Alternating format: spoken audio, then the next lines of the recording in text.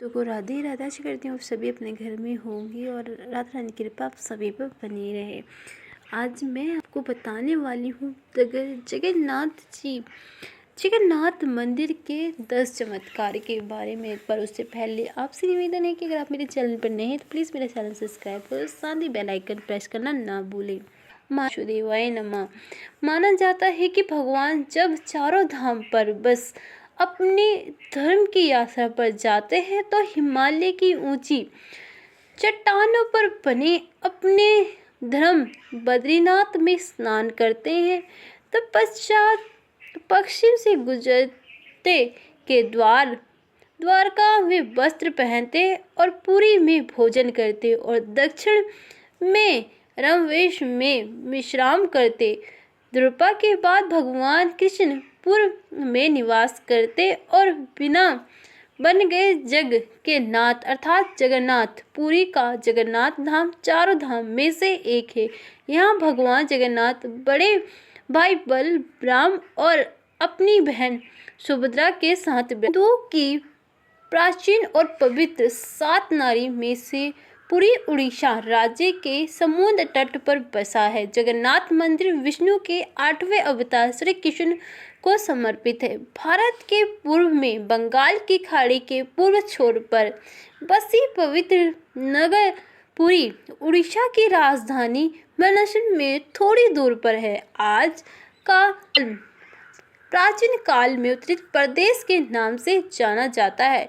यहाँ देश की समुद्र बंदरगाह थी, जहाँ जाओ ओडिशा देश का इन्हें बंदरगाह के रास्ते व्यापार होते थे। पुराणों में इस धरती को वैकुंठ कहा गया है। यहाँ भगवान विष्णु के चारों धाम में से एक श्री क्षेत्र श्री पुरुषोत्तम श्री क्षेत्र शोक क्षेत्रम नीलचल नीलगिरि और श्री जगन्नाथपुरी भी कहते हैं। यहाँ लक्ष्मीपति विष्णु ने तरह तरह की लीला की थी। ब्रह्म और स्कंद पुराण के अनुसार यहाँ भगवान विष्णु पुरुषोत्तम नीले माधव के रूप में अवतरित हुए और सब जनजाति के परम पूज्य देवता बन गए। सब जनजाति के देवता होने के कारण यहाँ भगवान जगन्नाथ का रूप कबलियम देवता की तरह है। पहले कबील के लोग अपने देवता की मूर्ति को कष्ट से बनाते थे। जगन्नाथ मंदिर में सबर जनजाति के पुजारी के अलावा ब्राह्मण पुजारी भी हैं। श्रेष्ठ पूर्णिमा से पूर्णिमा तक सवेर जाति के दत्तपति जगन्नाथ जी की सारी रीति करते हैं। के पुराणों के अनुसार नीलगिरि में पुरुषोत्तम हरि की पूजा की जाती है। पुरुषोत्तम हरि को यह भगवान राम का रूप माना जाता है। जब सबसे प्राचीन मध्य पुराण में लिखा है कि पुरुषोत्तम क्षेत्र की देवी बिमला है, यहाँ उनकी पूजा होती है। रामायण के उत्तरखंड के अनुसार भगवान राम ने रावण के भाई विभीषण को अपने क्षुद्र वंश के कुल देवता भगवान जगन्नाथ की आराधना करने को कहा। आज भी पूरे के श्री मंदिर में विष्णु वंदनापन की परंपरा कायम है। स्कंद पुराण में पूरे धाम को भौगोलिक वर्णन मिलता है। स्कंद पुराण के अनुसार पूरे एक दक्षिण वर्ष की तरह यहाँ 500 कोस यानी 600 किलोमीटर क्षेत्र में फैला हुआ है। माना जाता है कि इसका लगभग 200 क्षेत्र बंगाल की खाड़ी में डूब चुका है। इसका आधार है समुद्र की सुनहरी रेत, जिसे महदिद का पवित्र जल धोता रहता है। सिर वाले क्षेत्र पश्चिम दिशा में, जिसकी रक्षा महादेव करते हैं। सर के दूसरे घेर में शिव का दूसरा रूप ब्रह्म कपाल मोचन विराजमान है। माना जाता है कि भगवान ब्रह्म का एक सिर महादेव की हथेली से चिपका गया था और यही आकर गिरा था। तभी से यह महादेव की ब्रह्म मूर्ति के रूप में पूजा करते हैं। सख के तीसरे तट से माँ बिमला और नाभि स्थल में भगवान जगन्नाथ रथ सिंहासन पर विराजमान महाभारत के नववर्त में मिलता है। कहा जाता है कि सबसे पहले सबर आदिवासी विश्ववसु में नील माधव के रूप में इनकी पूजा की जाती थी। आज भी पुरी के मंदिर में कई सेवा है जिन्हें दैत्यपति के नाम से जाना जाता है। राजा इंद्रयमी मालवा का राजा था, जिनके पिता का नाम भारत और माता सुमिता। राजा इंद्रयमी को सपने में हुए थे जगन्नाथ जी के दर्शन। कई ग्रंथ में राजा इंद्रयमी और उनके यज्ञ के बारे में विस्तार से लिखा है। उन्होंने यह भी कई विशाल यज्ञ किए और एक सवेरा बनाया। एक रात भगवान विष्णु ने उनको सपने में दर्शन दिए और कहा, नीलचल पर्वत की एक गुफा में मेरी एक मूर्ति है, उस नील माधव कहते हैं।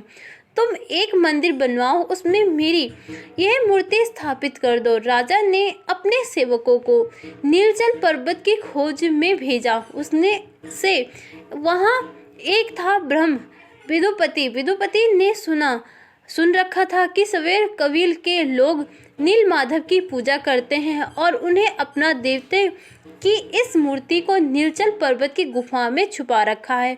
वहाँ भी जानते थे कि सवेर कबील पर मुख्य विश्ववसु नील माधव का उपदेश है और उसकी मूर्ति को गुफा में छुपा रखा है।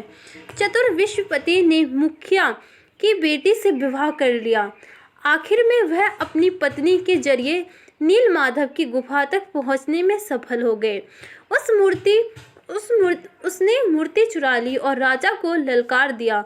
विश्ववसु अपनी आराध्य देव की मूर्ति चोरी होने से बहुत दुखी हुए। अपने भक्त के दुख से भगवान भी दुखी हो गए। भगवान गुफा में लौट गए, लेकिन साथ ही राजा इंद्रयमी से वादा किया कि वो एक दिन उसके पास जरूर वह एक दिन उनके लिए विशाल मंदिर बनवा देंगे।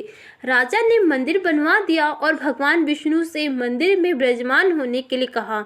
भगवान ने कहा कि तुम मेरी मूर्ति बनाने के लिए समुद्र में तैर रहे पेड़ का बड़ा टुकड़ा उठाकर लाओ और जो द्वारका से समुद्र में तैरकर पूरी आ रहा है। राजा के सेवक ने उस पेड़ के टुकड़े को तो ढूंढ लिया, लेकिन सब लोग मिलकर भी उस पेड़ को नहीं उठा पाए। तब राजा को समझ आ गया कि नील माधव के अन्य भक्त सवर कबीले के मुखिया विश्ववसु की है सहायता लेनी पड़ेगी। सब उस व्यक्ति को देखकर हैरान रह गए। जब विश्ववसु भरकम लकड़ी को उठाकर मंदिर तक अब बारी थी लकड़ी से भगवान की मूर्ति गाड़ने की। राजा के कारीगर ने लाख कोशिश कर ली, लेकिन कोई भी लकड़ी में एक छेनी तक भी नहीं लगा सका। तब तीनों लोग के कुशल कारीगरी भगवान विश्वकर्मा एक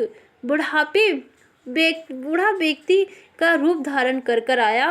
उन्होंने राजा को कहा कि वे नील माधव की मूर्ति बना सकते हैं, लेकिन साथ ही उन्हें अपनी शर्त ये भी रखी कि वह 21 दिन में मूर्ति बनाएंगे और अकेले ही बनाएंगे, कोई उनकी बनाते हुए नहीं देख सकता। उनकी शर्त मान ली और लोगों को आरी छेनी हथौड़े की आवाज़ आती रही। राजा इंद्रवी की रानी गुड़चिल अपने को रोक नहीं पाई। वह दरवाजे के पास गई तो उसने कोई आवाज़ सुनाई नहीं दी। वह घबराई। उसे लगा बूढ़ा कारीगर मर गया है। उसने राजा को इसकी सूचना दी। अंदर से कोई आवाज़ सुनाई नहीं दे रही थी तो राजा को भी ऐसा लगा। सभी शर्त पर चित्तवान दरकिरार करते हुए राजा ने कमरे का दरवाज़ा खोलने का आदेश दिया। जैसे ही कमरा खोला गया तो बूढ़ा व्यक्ति गायब हो गया था। उसने 3 अधूरी मूर्तियां मिली पड़ी।